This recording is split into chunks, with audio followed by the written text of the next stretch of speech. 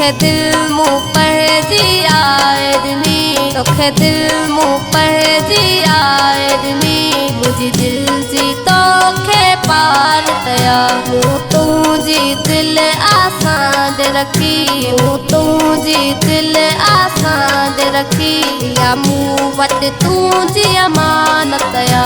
तोखे दिल मूं पढ़जी आए ॾिनी, तोखे दिल मूं पढ़जी आए ॾिनी, मुंहिंजी दिल जी तोखे पार कया। मूं तुंहिंजी दिल आसां रखी, मूं तुंहिंजी दिल आसां रखी, या मूं वटि तुंहिंजी अमानत या।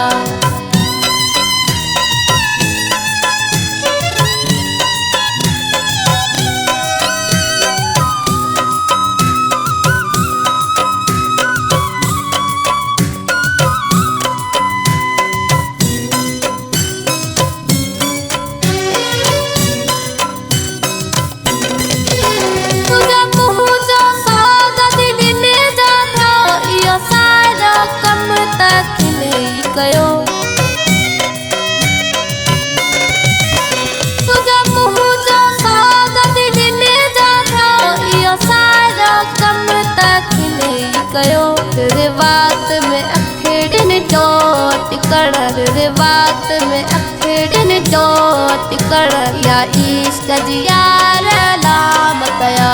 मूं तुंहिंजी दिल आसां रखी, मूं तुंहिंजी दिल आसां रखी, या मूं वटि तुंहिंजी अमानत या।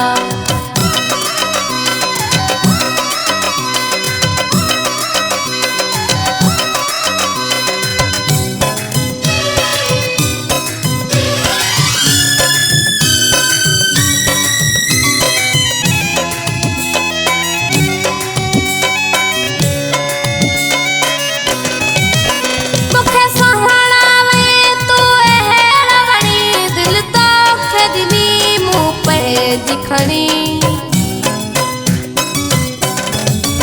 तोखे सहारावे तू हेरवणी, दिल तोखे ॾिनी मूं पंहिंजी खणी। तोसूं हसंदो आज़ाद कयो, तोसूं हसंदो आज़ाद कयो, तोमें सूंह जी काई करामत या। मूं तुंहिंजी दिल आसां रखी, मूं तुंहिंजी दिल आसां रखी, या मूं वटि तुंहिंजी अमानत या।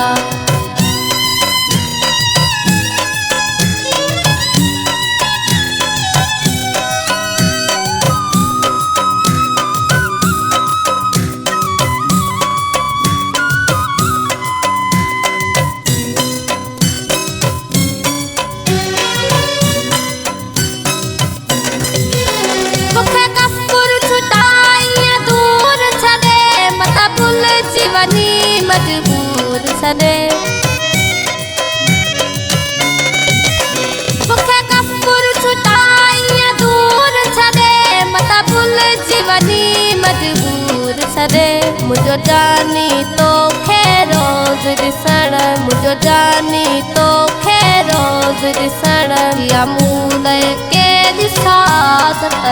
तोखे दिल मूं पढ़जी आए ॾिनी, तोखे दिल मूं पढ़जी आए ॾिनी, मुंहिंजी दिल जी तोखे पार कया। मूं तुंहिंजी दिल आसां रखी, मूं तुंहिंजी दिल आसां रखी, या मूं वटि तुंहिंजी अमानत या। तोखे दिल मूं पढ़जी आए ॾिनी, तोखे दिल मूं पढ़जी आए ॾिनी, मुंहिंजी दिल जी तोखे पार कया। मूं तुंहिंजी दिल आसां रखी, मूं तुंहिंजी दिल आसां रखी, या मूं वटि तुंहिंजी अमानत या।